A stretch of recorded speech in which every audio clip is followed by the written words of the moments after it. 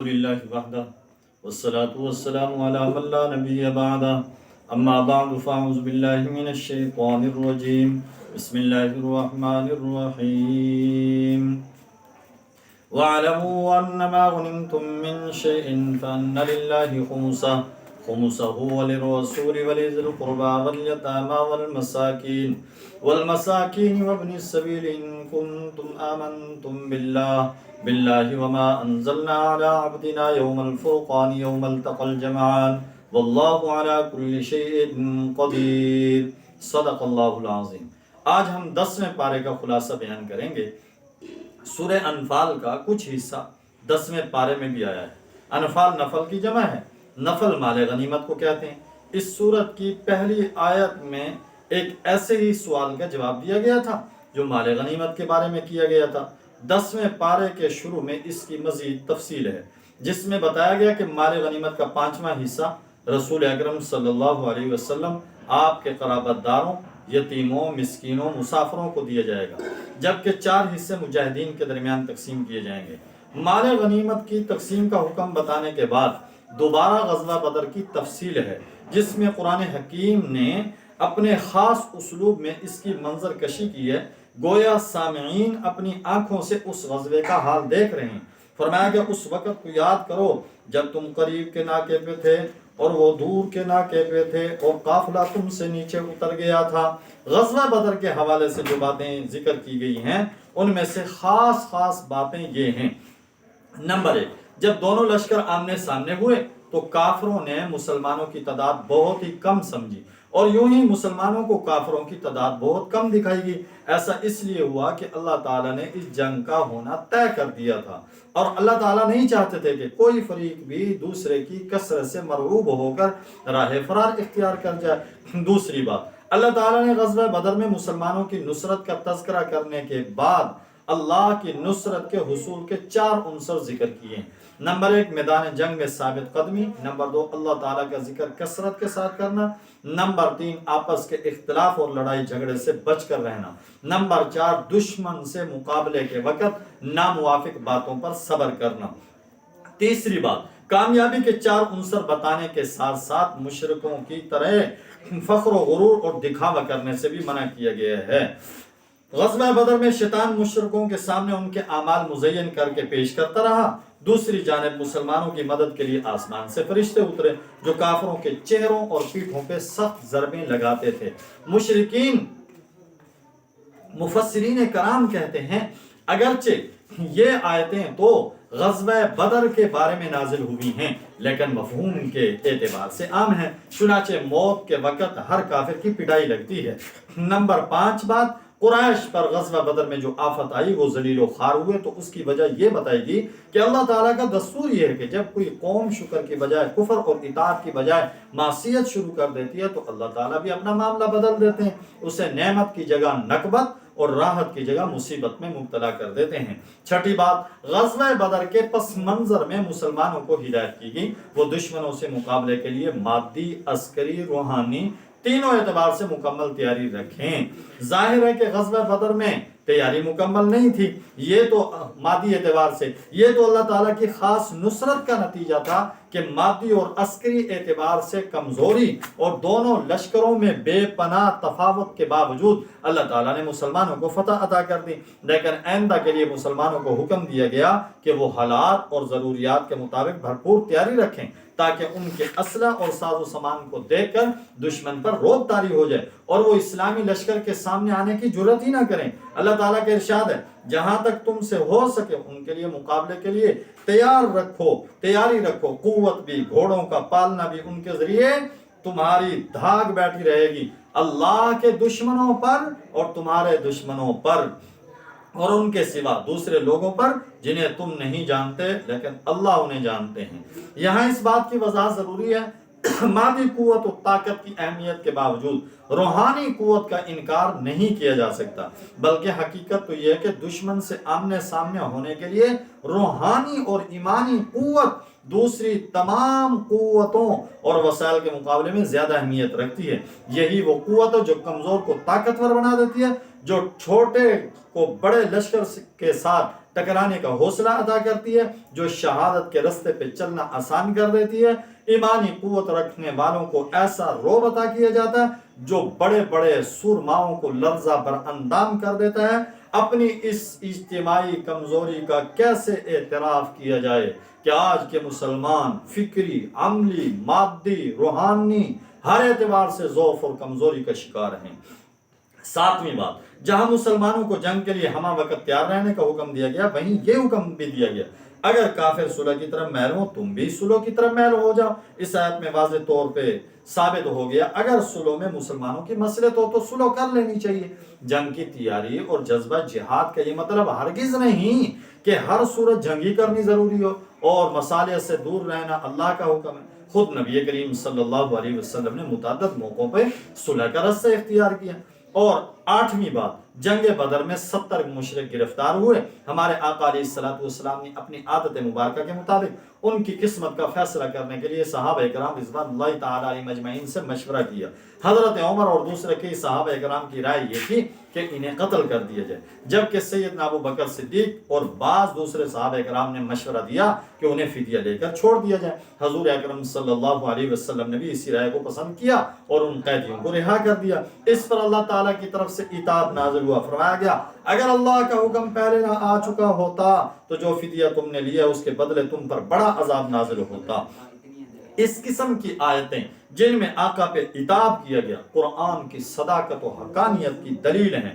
اگر بالفرض قرآن کریم اللہ تعالیٰ کا کلام نہ ہوتا تو ایسی آیتوں کو قرآن میں ہرگز جگہ نہ ملتی۔ یہ بات قابل لحاظ رہے، عتاب کے باوجود اللہ تعالیٰ نے مسلمانوں کو اس فدیے کے کھانے کی نہ صرف اجازت دی بلکہ اسے حلال اور پاکیزہ قرار دیا جو مشرک قیدیوں سے لیا گیا تھا۔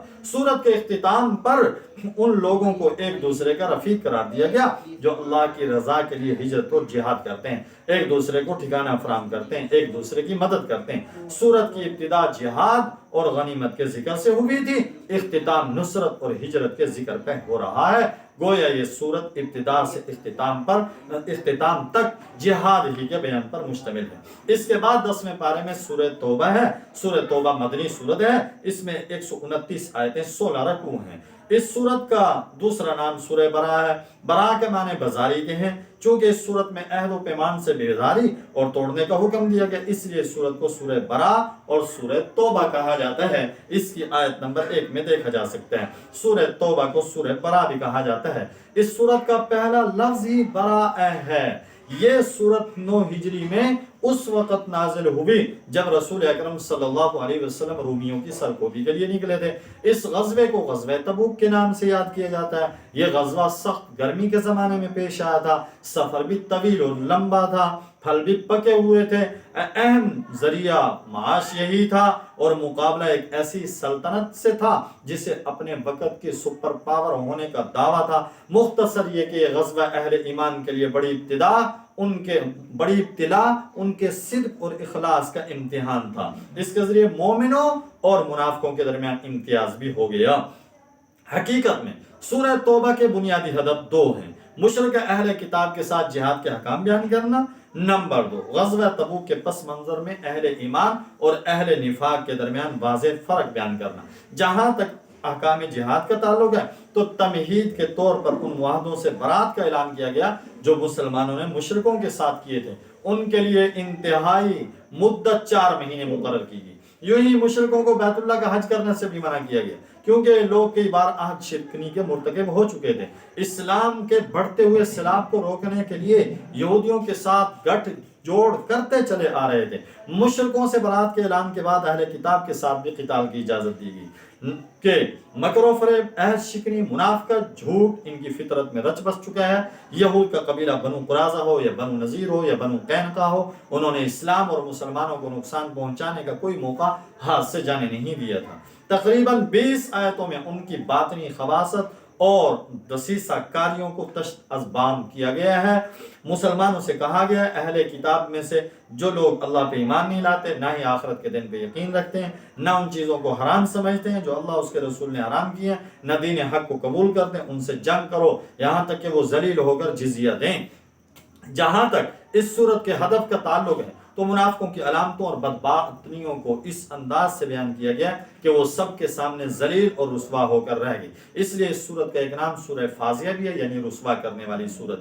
اس سورت کے نزول سے قبل انہوں نے اپنے آپ کو اسلام کے زبانی دعوے کے پردے میں چھپا رکھا تھا، لیکن اس سورت نے ان کے باطن کو یوں ظاہر کیا کہ ہر کسی نے جان لیا کون منافق ہے، کون مخلص مومن ہے۔ منافقوں کی کمزوریوں، عیبوں کو نمایاں کرنے کا ظاہری سبب غزوہ تبوک بنا۔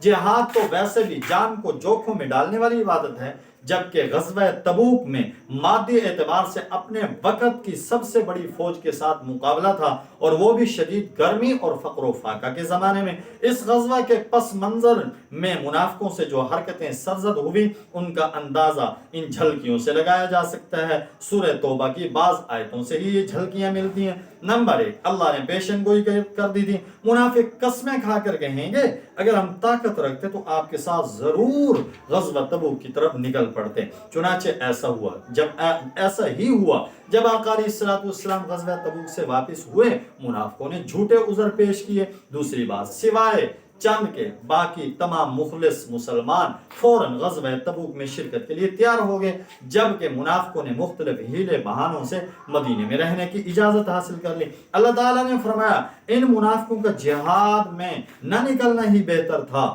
اگر بالفرض وہ شرکت کرتے تو مسلمانوں کے درمیان فتنہ فساد پھیلانے کے سوا کچھ نہ کرتے۔ چوتھی بات، ان میں سے بعض ایسے تھے جنہوں نے مضحکہ خیز عذر پیش کر کے اپنے لیے استثناء حاصل کرنے کی کوشش کی۔ مثال کے طور پہ جد بن قیس نام کا ایک آدمی تھا، کہنے لگا یا رسول اللہ میں دل کا بڑا کمزور ہوں، جبکہ رومیوں کی عورتیں گورے رنگ کی ہوتی ہیں، مجھے ڈر ہے اگر میں وہاں جہاد میں گیا انہیں دیکھ کر فتنے میں مبتلا ہو جاؤں گا۔ ان کے دلوں میں مسلمانوں کے لیے بغض اور حسد کے سوا کچھ بھی نہیں۔ اللہ کہتے ہیں اگر مسلمانوں کو فتح حاصل ہو یا مال غنیمت حاصل ہو تو پریشان ہو جاتے ہیں، اگر اس کے برعکس مسلمانوں پہ کوئی حادثہ مصیبت آ جائے تو انہیں بے بنا بڑی خوشی ہوتی ہے۔